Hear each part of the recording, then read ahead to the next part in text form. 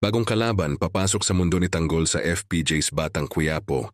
Mukhang may bagong panganib na haharapin si Tanggol sa mga susunod na kabanata ng FPJ's Batang Quiapo. Bukod sa karakter ni na Jake, Cuenca at Baron Geisler, marami ang nag-aabang kung sino ang susunod na makakalaban ng bida sa istorya na makikilala umano sa mga susunod na araw. Yun sa mga ulat at usapan ng mga fans online, posibleng pumasok ang isang bagong kontrabida na mas matindi, mas tuso, at may koneksyon sa nakaraan ni Tanggol.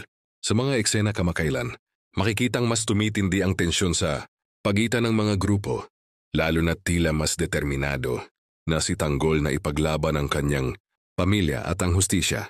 Kung pagbabasihan ng takbo ng kwento, inaasahan na magiging mas madugo, mas emosyonal, at mas personal ang susunod na laban ni Tanggol kasama ang ama na si Ramon.